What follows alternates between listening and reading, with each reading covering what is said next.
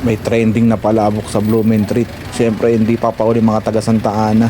Dito yan sa may Centro Mall Santa Ana, sa palengke ng Santa Ana. Dito yung makikita sa likod ng palengke.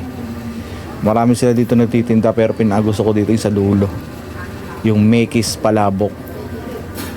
Ayan, meron din silang tindang halo-halo.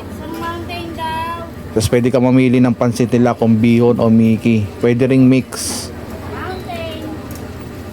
pero pinili ko yung bihon para mas malasa yung sauce.